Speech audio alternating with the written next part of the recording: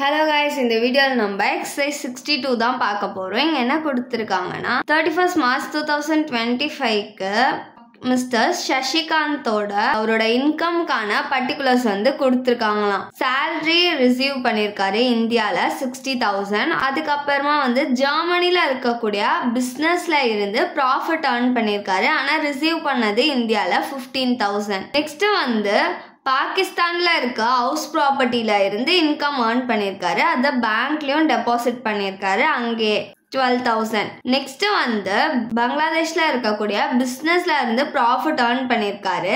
அதோட கண்ட்ரோல் எங்க இருக்குன்னா இந்தியால இருக்கும், 46,000. நெக்ஸ்ட் இன்கம் இந்தியால அக்யூர் பண்ணிருக்காரு. ஆனா ரிசீவ் பண்ணது ஸ்வீடன்ல 25,000. நெக்ஸ்ட் இந்த அக்கவுண்டிங் இயர்ல மிஸ்டர் சசிகாந்த் ஃபாரின் இன்கம் இந்தியாவுக்கு கொண்டுட்டு வராராம். ஏர்லியர் இயர்னா ப்ரீவியஸ் இயர், அதனால இதை நம்ம எடுத்துக்க கூடாது. நெக்ஸ்ட் மும்பைல பிளான்ட்டை சேல் பண்ணி பிளான்ட்டை வித்து ப்ராஃபிட் earn பண்ணிருக்காங்களாம் 1,60,000.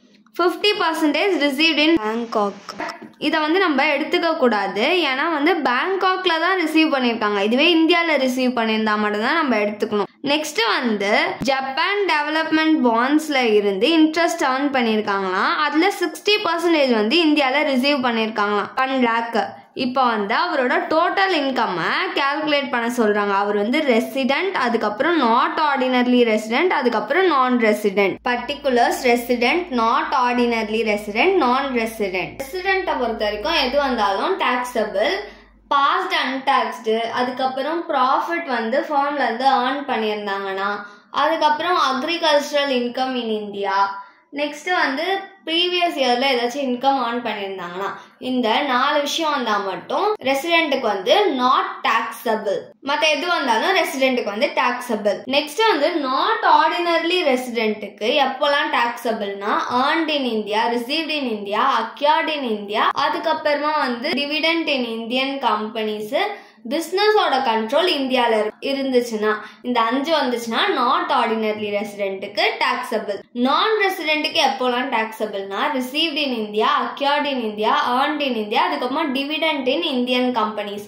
இந்த 4 வந்தா மட்டும் நான் ரெசிடென்ட்டுக்கு டாக்ஸபிள். இப்ப சம் பார்க்கலாமா? ஃபர்ஸ்ட் என்ன கொடுத்திருக்காங்க, salary ரிசீவ்ட் இன் இந்தியா. ரிசீவ்ட் இன் இந்தியானா 3 பேருக்குமே டாக்ஸபிள். இதுக்கு எவ்வளவு கொடுத்திருக்காங்கன்னா 60,000.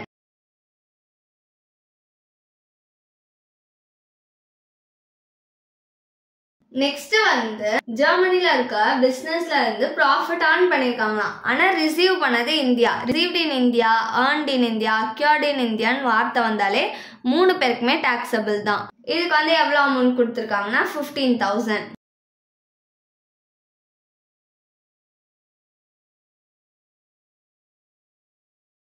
நெக்ஸ்ட் என்ன கொடுத்திருக்காங்க, பாகிஸ்தான்ல இருக்க ஹவுஸ் ப்ராப்பர்ட்டில இருந்து இன்கம் earn பண்ணிருக்காங்களாம். அப்போ இது ரெசிடென்ட்டுக்கு மட்டும் தான் taxable. Income from house property in Pakistan. இதுக்கு எவ்வளவு அமௌண்ட் கொடுத்திருக்காங்கன்னா 12,000.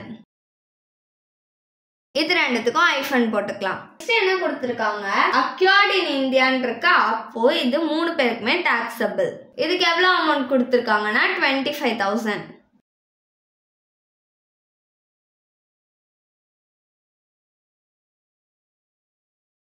நெக்ஸ்ட் என்ன கொடுத்திருக்காங்க, பங்களாதேஷ்ல இருக்கக்கூடிய பிசினஸ்ல இருந்து ப்ராஃபிட் earn பண்ணிருக்காங்களாம். அந்த பிசினஸோட கண்ட்ரோல் இந்தியால இருக்கான். அப்போ பிசினஸோட கண்ட்ரோல் இந்தியால இருந்தா ரெசிடென்ட்டுக்கும் நாட் ஆர்டினர்லி ரெசிடென்ட்டுக்கும் டாக்ஸபிள். இதுக்கு எவ்வளவு அமௌண்ட் கொடுத்திருக்காங்கன்னா 46,000.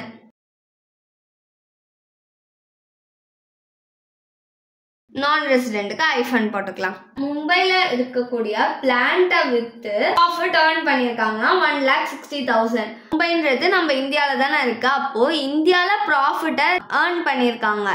அதனால இது 3 பேருக்குமே டாக்ஸபிள். எவ்வளவு கொடுத்திருக்காங்கன்னா 1,60,000.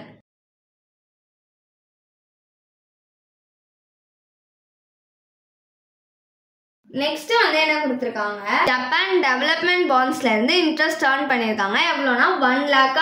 இது ரெசிடென்ட்டுக்கு மட்டும் தான் டாக்ஸபிள், சோ 1 lakh. நெக்ஸ்ட் பிராக்கெட்ல என்ன கொடுத்திருக்காங்க, கீழே நம்மளுக்கு 60% இந்தியால ரிசீவ் பண்ணிருக்காங்களாம். நம்ம நாட் ஆர்டினர்லி ரெசிடென்ட்டுக்கும் நான் ரெசிடென்ட்டுக்கும் தரல, ரிசீவ்ட் இன் இந்தியானா 3 பேருக்கும் தரணும். ஆல்ரெடி நம்ம வந்து ரெசிடென்ட்டுக்கு கொடுத்துட்டோம். இப்போ யாருக்கு கொடுக்கலையோ அவங்களுக்கு மட்டும்தான் அந்த 60%லேருந்து கொடுக்க போகிறோம். அதனால 1 lakh into 60/100 பர்சன்டேஜ்ன்றதுனால கீழே 100. இதை நம்ம கால்குலேட் பண்ணோம்னா நம்மளுக்கு 60,000 கிடைக்கும். நாட் ஆர்டினரி ரெசிடென்ட்டுக்கும் நான் ரெசிடென்ட்டுக்கும் தான் நம்ம கொடுக்கல, அதனால இந்த 60% அவங்களுக்கு கொடுக்குறோம். அவ்வளோதான் கொடுத்துருக்காங்க. இப்போ நம்ம டோட்டல் பண்ணிக்கலாம் எல்லாத்தையும். ரெசிடென்ட்டை ஆட் பண்ணோன்னா நம்மளுக்கு 4,18,000 கிடைக்கும். நாட் ஆர்டினரி ரெசிடென்ட்டை ஆட் பண்ணோன்னா நம்மளுக்கு 3,66,000 கிடைக்கும்.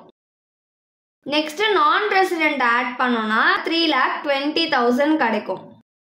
இதுதான் வந்து மிஸ்டர் சசிகாந்தோட டோட்டல் இன்கம். பர்டிகுலர்ஸ் எல்லாமே கீவேர்ட்ஸ் மாதிரி எழுதியிருக்கேன். நீங்கள் எழுதும் போது ஃபுல்லாக எழுதிக்கோங்க. அது மாதிரி வந்து கடைசியாக வந்து ரெசிடென்ட்டுக்கு 4,18,000, நாட் ஆர்டினரி ரெசிடென்ட்டுக்கு 3,66,000, நான் ரெசிடென்ட்டுக்கு 3,20,000 அப்படின்னு தனியாக எடுத்து எழுதி காமிங்க. தேங்க்ஸ் ஃபார் வாட்சிங்.